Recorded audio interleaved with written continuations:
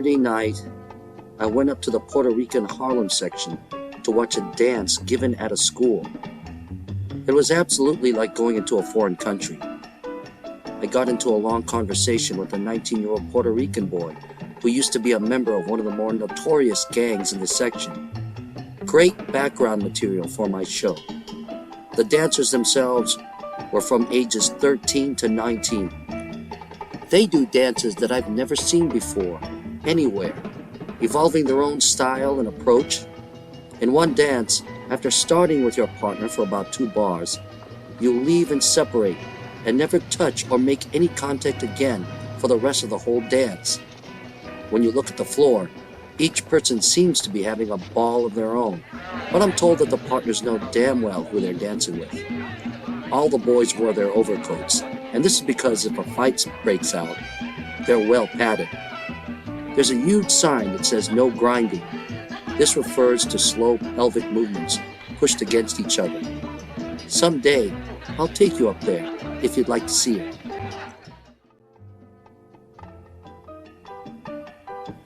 The change from Mexican-American and Filipino-American Pachuco youth gangs of California, the youth gangs that initially caught the attention of Lawrence and Bernstein, resurrecting the idea that Jerome Robbins conceived after being inspired by the Shakespeare-influenced Kiss Me Kate, to the bopping or fighting Puerto Rican, Italian, and Eastern European youth gangs of New York, was a change initiated by Robbins himself, as he, of course, was a resident of New York.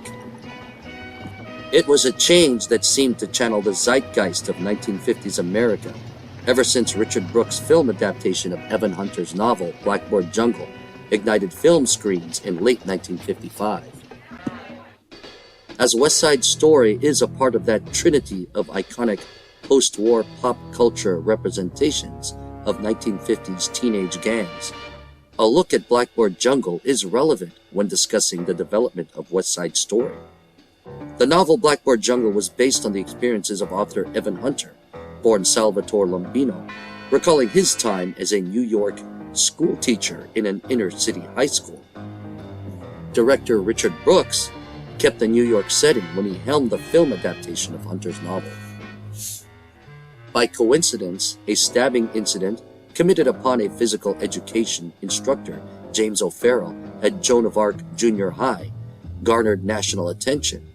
The assailant was a 15-year-old boy by the name of Jose Vargas, misprinted in this article as 17.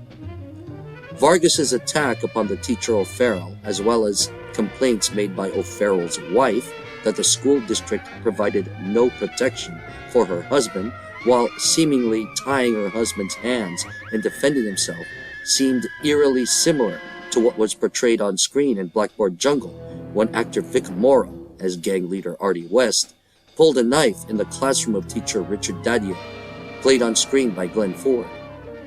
It was a similarity not lost on the press.